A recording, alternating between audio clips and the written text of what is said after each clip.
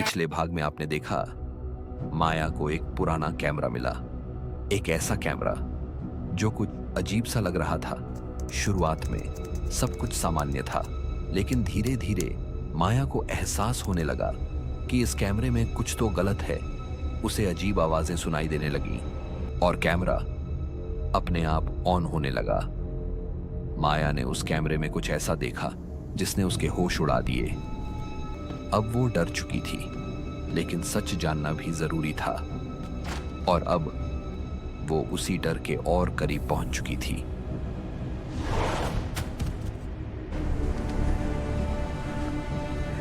माया की आंखें धीरे धीरे खुलती हैं। वो अपने बेड के किनारे पड़ी होती है। सांसें तेज, दिल जोर से धड़क रहा होता है।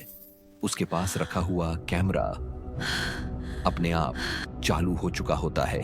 माया डरते हुए उसे उठाती है और स्क्रीन की तरफ देखती है, और यहीं से एक नई कहानी शुरू होती है। अमन, एक मशहूर ब्लॉगर जिसकी जिंदगी में सब कुछ था, नाम, पैसा और फैंस। लड़कियां उसकी एक झलक पाने के लिए उसके आसपास रहती थीं। लेकिन उसकी इस कामयाबी से सब खुश नहीं थे। उसके अपने ही दोस्त रोहन और कबीर अंदर ही अंदर उससे जलने लगे थे। एक रात दोनों एक सुनसान जगह पर खड़े थे। उनकी आंखों में जलन साफ दिखाई दे रही थी। इस अमान का तो और कुछ तभी करना पड़ेगा। उन्होंने एक प्लान बनाया। उन्होंने अमन को एक पुराने पहाड़ी किले में व्लॉग बनाने का आइडिया दिया। अमन तुरंत मान गया। उसे क्या पता था कि यह सफर उसकी आखिरी जर्नी बनने वाला है। तीनों कार में बैठकर उस सुनसान किले की तरफ निकल पड़े। चारों तरफ सन्नाटा और अंधेरा, जैसे कोई उन्हें देख रहा हो। किले में पहुंचते ही अमन वीडियो शूट करने में लग गया। वो हर कोना रिकॉर्ड कर रहा था, लेकिन रोहन और कबीर की नजरें कैमरे पर थीं। दोनों धीरे धीरे अमन की तरफ बढ़ने लगे। उनके चेहरे पर अब दोस्ती नहीं थी, कुछ और था। तेरा कैमरा हमें दे दे, वरना अच्छा नहीं होगा। उनका असली चेहरा सामने आ चुका था। तुम लोगों का ये प्लान था। चुपचाप अपना कैमरा दे दे, अच्छा होगा तेरे लिए। उसने दोनों को रोकने की कोशिश की, और फिर तीनों के बीच जोरदार झगड़ा शुरू हो गया। धक्का मुक्की में अमन का पैर फिसल गया और वो सीधे नीचे गिर गया। नीचे एक सूखी पेड़ की नुकीली टहनी उसके शरीर को चीरते हुए आर पार निकल गई। अमन की आंखें खुली थीं और वो सीधे अपने दोस्तों को घूर रहा था। रोहन और कबीर दोनों बुरी तरह डर चुके थे। उन्होंने सिर्फ कैमरा तोड़ने का सोचा था, लेकिन अमन की मौत ने उन्हें अंदर तक हिला दिया था। उनके हाथ कांप रहे थे, आंखों में डर साफ दिखाई दे रहा था। वो बिना पीछे देखे वहां से भाग गए, लेकिन उन्हें ये नहीं पता था कि उस रात जो कुछ हुआ वो सिर्फ उनके साथ नहीं हुआ था। किसी और ने भी उस हर पल को अपने अंदर कैद कर लिया था, और वो था अमन का वही कैमरा। रोहन और कबीर दोनों बुरी तरह डर चुके थे। उन्हें समझ ही नहीं आ रहा था कि क्या करें। वो सिर्फ कैमरा तोड़ना चाहते थे, किसी की जान लेना नहीं। लेकिन जो हुआ उसने सब कुछ बदल दिया। घबराहट में उन्होंने वही किया जो उन्हें सही लगा। उस कैमरे का सारा डेटा डिलीट कर दिया, हर सबूत मिटा दिया।